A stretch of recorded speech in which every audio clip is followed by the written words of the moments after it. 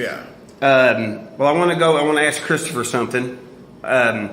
The differences in winemaking and beer making, is it so similar it's an easy move, or what's the most drastic difference in that? Well, for one, fermenting beer is a lot faster than fermenting wine. You can get finished products in, I would say, probably about 2 months. And it's also just kind of different in the way you extract. Like, so for us, we don't really extract sugar from anything. It's just naturally in the grape juice.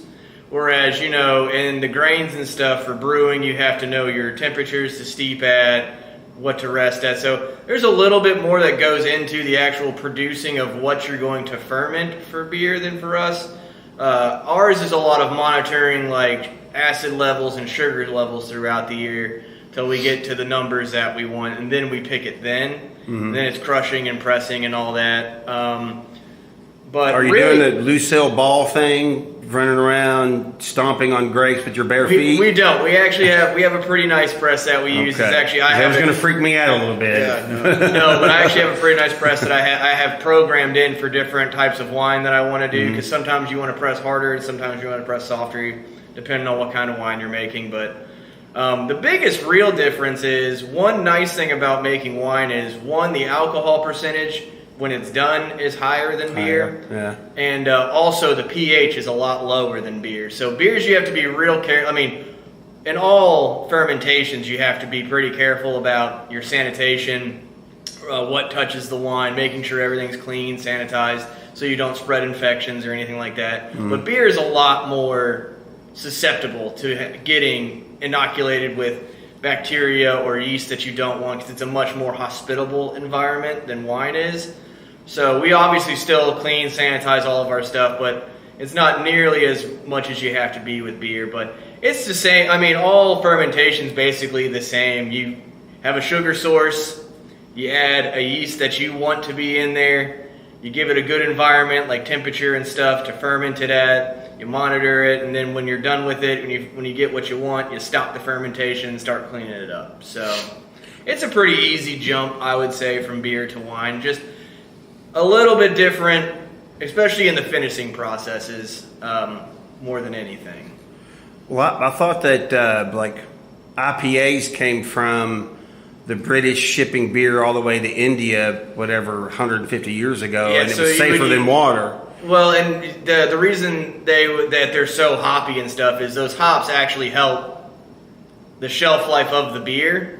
So that's why they're called Indian Pale Ales, because all the beers that were going to India, they would really hop them up to keep them. So that way, on the long journey down to India, they stayed. Because just whatever they were shipping before would go bad before it got there. Yeah, it would skunk or go or spoil. But if you put a bunch of hops and stuff in it, it kind of helps keep it a little longer. Life. Yeah, so I would say that's the reason they call it Indian. No, right. I'm not a beer expert. Beer's not our expertise. Well, I'm more into beer than wine. Not that I'm against wine, but that was just a question that I had. Yeah. Have you considered maybe, I don't know, having a Brooks Hill beer, one or two, just for? We've considered it, but right now we're really focused on our winery, growing our footprint. If we get to where we're doing pretty well with our winery and we can afford to, because really you need another building, you need a lot more space, and it's all different equipment too, unfortunately. Their fermenters are different. You got to have a boil keg, you got to have all this other stuff, and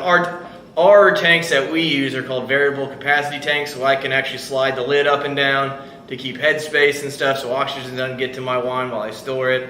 All of theirs are fixed capacity tanks and stuff like that, and they use inert gases and things like that to keep it. Maybe in the future, but it's not any, like next week or next year. It maybe, but maybe not. 5 years from now or so, if we're doing pretty well, that would be nice. And then, I would love to have a brewery, but right now we're focused on our winery. We're focused on our vineyard more than anything, trying to nail down our recipes for things, get them a little bit better, kind of bring in some new products. We just did a Chardonnay this year that we hadn't done. So nice, okay. Mm-hmm.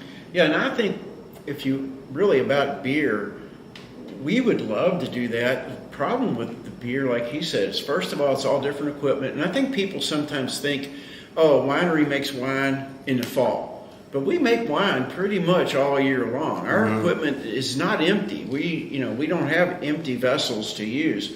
So we would need a whole different system. And I think for us, the sweet spot for beer, it's tough. If you have a little small one barrel brewery, you're just brewing every day, I think. And if you're too big, then you have a lot of excess capacity. So it's tough, I think, to figure out where that sweet spot for us would be.